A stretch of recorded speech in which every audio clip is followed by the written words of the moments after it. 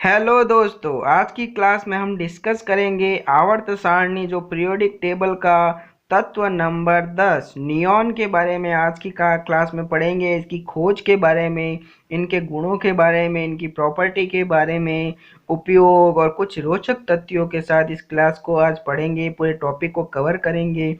उससे पहले हमने 9 तत्वों के बारे में डिस्कस किया है। पीरियोडिक टेबल के उन 9 तत्वों का जो लिंक है डिस्क्रिप्शन बॉक्स में है, तो आप वहां से उन तत्वों के बारे में जान सकते हैं। तो स्टार्ट करते हैं आज की क्लास। नियॉन नियॉन नंबर 10 आवर्त सारणी पीरियोडिक टेबल का तत्व नंबर 10 है, जिसकी खोज 1895 में विलियम रामसे ने की थी। तो नियॉन की खोज किसने की थी? विलियम रामसे ने की थी, 1895 में की थी। नियॉन का जो प्रतीक होता है वो Ne होता है। नियॉन जो होती है अधातु होती है, नॉन मेटल होता है। उसके बाद नियॉन जो है एक नोबल गैस है। नियॉन कैसी गैस है? नोबल गैस के अंदर नियॉन आती हैं। अब देखते हैं कि पीरियोडिक टेबल के अंदर नियॉन को रखा कहाँ गया है। तो पीरियोडिक टेबल के अंदर ग्रुप नंबर वर्ग नंबर 18 में नियॉन को रखा गया है। आवर्त पीरियड जो होता है दूसरे पीरियड के अंदर उसको रखा गया है।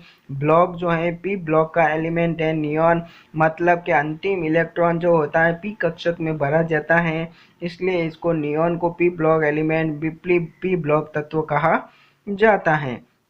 उसके बाद नेक्स्ट पॉइंट में हम देखते हैं ऑक्सीकरण अवस्था, ऑक्सीडेशन स्टेट, जिसकी होती है जीरो होती है, इसलिए इनको जीरो ग्रुप एलिमेंट भी कहा जाता है। इसका परमाणु क्रमांक एटॉमिक नंबर जो होता है वो 10 होता है। परमाणु भार एटॉमिक वेट जो होता है वो 20.187 AMU होता है।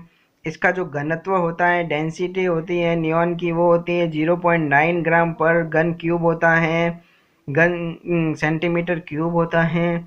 उसके बाद देखते हैं नियॉन का जो गलनांक होता है, मेल्टिंग पॉइंट, वो होता है -248.59 डिग्री सेल्सियस होता है। उसके बाद अपन देखते हैं इसके क्वथनांक के बारे में, बॉइलिंग पॉइंट। तो नियॉन का जो बॉइलिंग पॉइंट होता है वो होता है -246.08 डिग्री सेल्सियस होता है। उसके बाद अपन देखते हैं, डिस्कस करते हैं नियॉन के इलेक्ट्रॉनिक विन्यास के बारे में। इलेक्ट्रॉनिक कॉन्फ़िगरेशन जो होता है वो होता है 1s2 2s2 2p6 होता है, या अगर लिखे शॉर्ट फॉर्म है इसको तो He हीलियम 2s2 2p6 कहा जाता है।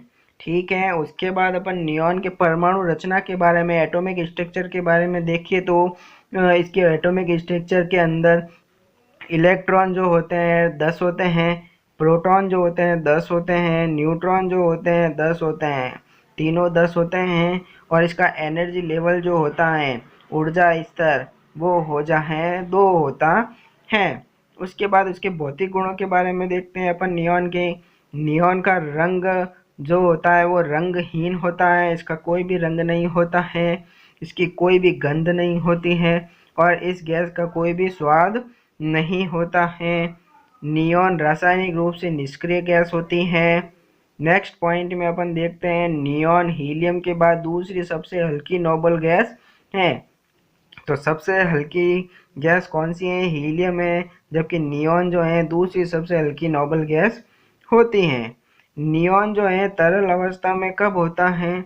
नियॉन -246.08 से -248.59 डिग्री सेल्सियस के बीच में यह तरल अवस्था में रहता है। तो नियॉन तरल अवस्था में कब रहता है?